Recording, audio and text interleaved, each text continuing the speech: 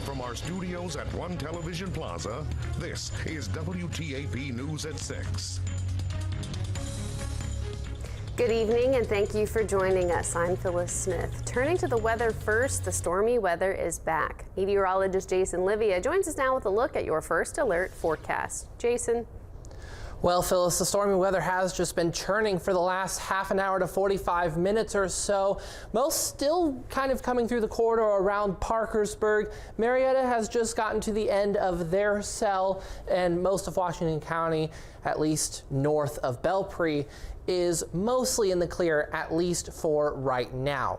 Looking outside, you can barely see much at all. So if you are at all going outside or outside right now, you should probably go back inside and be careful for any lightning, any thunder throughout the next 45 minutes to an hour. 74 at the moment because of all this rain, and we're going to be sticking in the low 70s throughout the rest of the evening.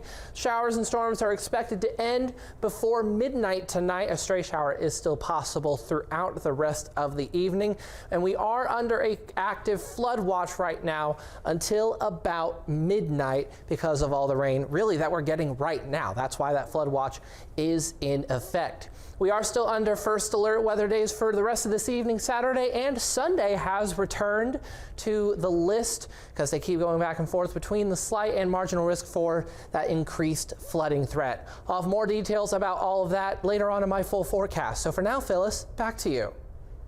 Thank you, Jason. Congress is now working to pass spending cuts known as recessions after President Trump requested them earlier this summer. Washington correspondent Stetson Miller breaks down the legislative effort. Republicans on Capitol Hill are on the verge of locking in some of the DOGE cuts that were carried out earlier this year, and they're primarily taking aim at foreign aid and public broadcasting. The House of Representatives took up the $9 billion rescissions legislation following Senate passage in the early hours of Thursday. The largest portion of the bill cuts $8 billion from foreign aid programs, including USAID, which Trump has long attacked. The bill also strips $1 billion from PBS and NPR, which receive some federal funding. There are hundreds of local NPR stations, and for some rural areas, those stations are the main source for news and weather alerts. House Minority Leader Hakeem Jeffries did not commit to delay tactics, but previewed what the floor debate will look like. As of the moment, we're just looking forward to an active and robust debate on the House floor so we can lay out for the American people why Republicans continue to take steps to hurt them. House of Budget and Management Chief Russ Vaught says the Trump administration is eyeing a second rescissions bill, although time is running out, with Congress set to go home for the August recess. In Washington, I'm Stetson Miller. New tonight, a local volunteer fire department is preparing for its 83rd annual ice cream social. Williamstown Volunteer Fire Company will be holding its annual ice cream social tomorrow night. The annual event will happen at Tomlinson Park starting at 6. The fire department is still accepting pies and cakes. All the money raised will go toward new equipment at the station. The Boy Scouts and cheerleaders from Williamstown High School will volunteer with the fire department. Firefighter and president of the station, Austin Eddy, says this event is how they get everyone together. It's really just a city heritage thing for the most part. There's a lot of class reunions that happen. It's just a big get together for everybody, and it's our biggest fundraiser of the year. So I think people really look forward to it about as much as we do. The ice cream social is open to everyone, and Eddie says the social will happen rain or shine. Well, speaking of Williamstown, the middle school and high school announced on July 9th that athletic director Jill Bryant has been appointed as the new principal. Our Peyton Brooker has more on this story in Williamstown. Jill Bryant has been a part of Williamstown since 2010 as a teacher and a coach. In 2022, she took the position as athletic director and also became an assistant principal for the school. Bryant said it's been a very rewarding job for the past 3 years as athletic director. Our athletic program was in a really good place when I took over from the previous athletic director. We have a lot of successful sports programs, so just really, directing our coaches and athletes to continue the good work that they were already doing.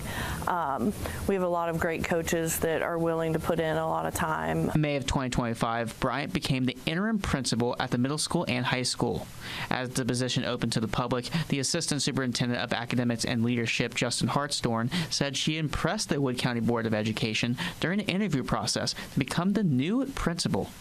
Miss Bryant really wowed us during the interview. She brought 3 areas that she wanted to discuss, very thorough: school safety, culture, and academics.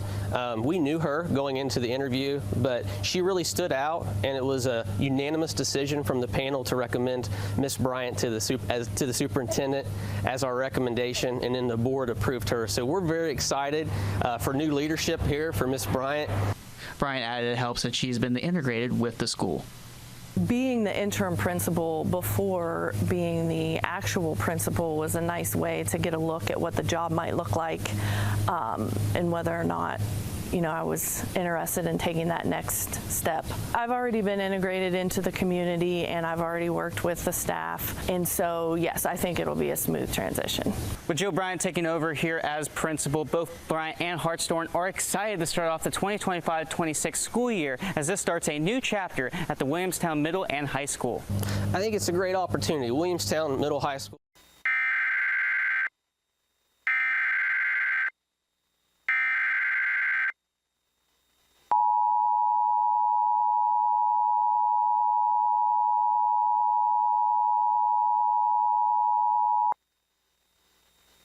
This is a flash flood warning for the following counties in Ohio: Athens, Meigs and Washington, and Wood, West Virginia. Issued at 6:04 p.m. Eastern Daylight Time. The National Weather Service in Charleston has issued a flash flood warning for southeastern Athens County in southeastern Ohio, northeastern Meigs County in southeastern Ohio, southwestern Washington County in southeastern Ohio, northwestern Wood County in northwestern West Virginia, until 9:15 p.m. Eastern Daylight Time. At 6:04 p.m. Eastern Daylight Time, Doppler radar indicated thunderstorms producing heavy rain across the warned area. Between 1.2 and 2 inches of rain have fallen. Flash flooding is ongoing or expected to begin shortly. Hazard: flash flooding caused by thunderstorms. Source: radar. Impact: flash flooding of small creeks and streams, urban areas, highways, streets and underpasses, as well as other poor drainage and low-lying areas. Some locations that will experience flash flooding include Parkersburg, Athens, Belpre, Couville, Vienna, Tuppers Plains, Washington, Lubeck, Little Hocking, Blennerhassett, and Stroud Run State Park. Repeating, a flash flood warning has been issued until 9:15 p.m. Eastern Daylight Time for the following counties in Ohio: Athens, Meigs and Washington, and Wood, West Virginia.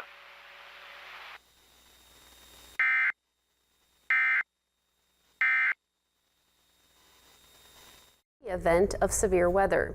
According to meteorologist Joe Curtis at the National Weather Service, a National Oceanic and Atmospheric Administration radio can be used to alert you to severe weather. Curtis said these radios are best used overnight if any severe weather is reported nearby. To use a NOAA weather radio, a person will have to look up the frequency for the National Weather Service station that will give alerts to the certain area of coverage. Curtis said these radios are important because of how unpredictable the weather can be. That's important because, the weather can change very quickly. For example, in the summertime, it'll be a really bright, sunny day, but then all of a sudden we'll have a thunderstorm pop up. The sky will get dark. And sometimes that thunderstorm can be really on the strong to severe side with, for example, a tornado or damaging wind gusts or hail.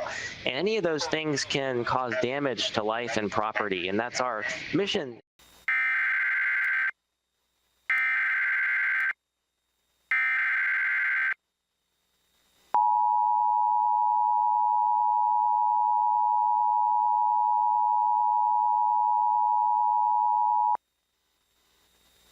This is a flash flood warning for the following counties in Ohio: Athens, Meigs and Washington, and Wood, West Virginia.